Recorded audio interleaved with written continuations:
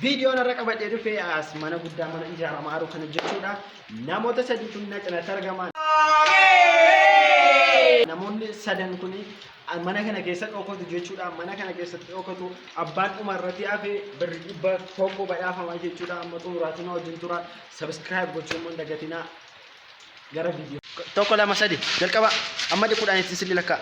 Tokko lama sadi afur shan ja torba saddeet sagal kudhan kudha tokko kudha lama kudha sadii kudha afur kudha shan kudha jaha kudha torba kudha saddeet kudha sagal digdama.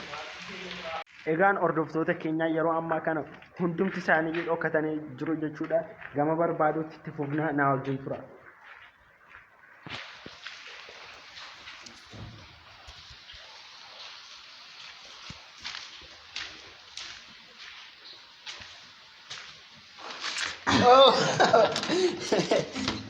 Egaan hordoftoota keenya nama jalqaba argame keessaa kunoo isa kana jechuudha.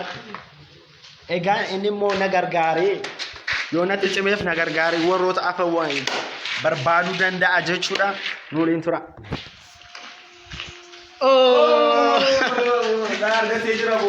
Nama lammaffaan argamee jira. Inni sadaffaa kan badhaafamu jechuudha. Amma as dhaabannee namni lama argameera waan ta'eef inni sadaffaa hafee waamama baabe. Egaan hordoftoota keenya namni lama luuzarii ta'eera kan wiinarii kun as kootu baabee jedhama. Wiinarii abbaa birrii 100 shallaan ta'ee jira. Dan. Egaan hordoftoota keenya subscribe gochuu torban keenya commentii kunoo abbaa kanaa jechuudha. Isinis maqaan keessan akka irratti dhufu yoo barbaadan video kana like subscribe godhaati comment irratti immoo dan jedha ergasii booddee maqaa keessan asirratti baasuu nan danda'a. Egaan hordoftoota keenya amma video kan biraan torbee dhufu walitti deemutti gama kiyyaan nagaatti.